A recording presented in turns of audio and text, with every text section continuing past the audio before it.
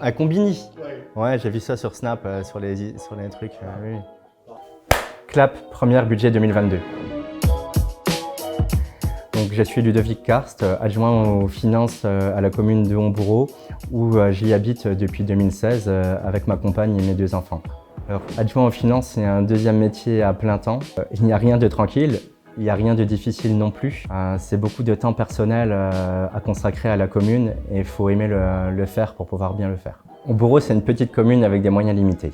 Toutes les dépenses sont maîtrisées et aucune n'est superflue, que ce soit le hashtag, la fontaine ou autre. Elles répondent toutes à une stratégie de la municipalité et du maire. Donc pour mener à bien ces projets, on peut compter sur différentes subventions, qu'elles soient de l'État, de la région, du département ou de la communauté des communes. Alors concernant le fonctionnement, on maintient les dépenses de personnel, on maintient les charges de fonctionnement. Par contre, on n'essaye pas de les faire évoluer à la hausse.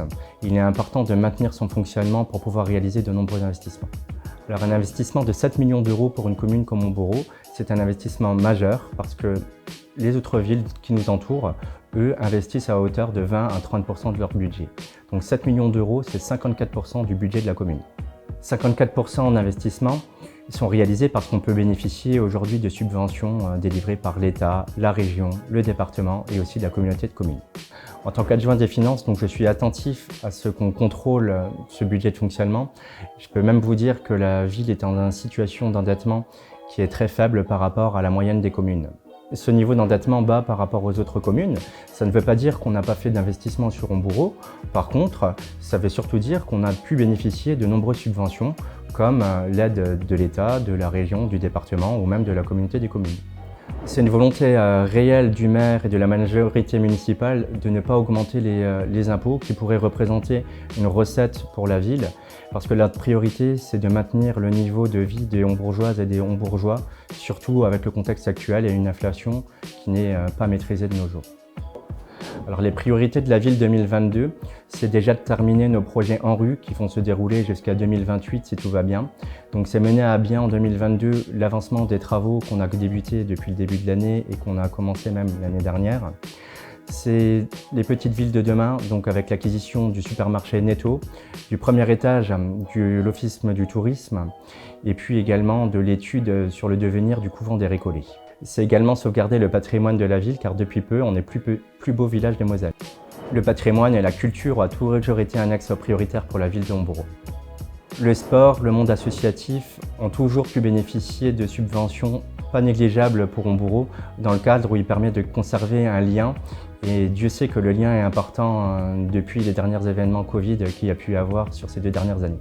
Alors concernant le Netto, il y a des discussions avec le futur occupant entre le maire et puis les différents services pour le devenir donc du supermarché.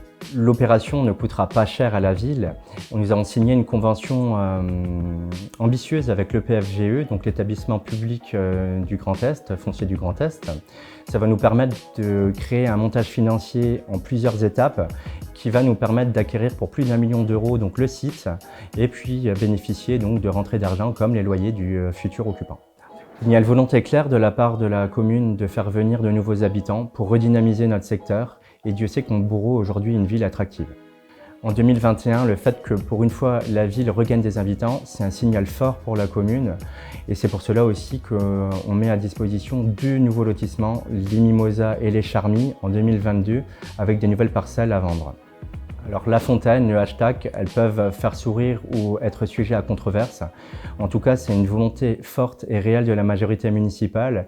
Et si cela est fait, c'est dans le cadre d'une stratégie bien étudiée de notre part, de Monsieur le maire et de la majorité municipale. Notez que le hashtag et la fontaine représentent 0,78% du budget de fonctionnement. Donc c'est très peu par rapport à l'ensemble du budget de la commune.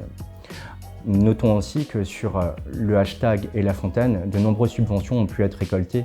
Donc pour la commune, ça nous a coûté aux environs de 30% de la somme. En 2022, pour Homboureau, ça sera de l'audace, du dynamisme et de l'originalité.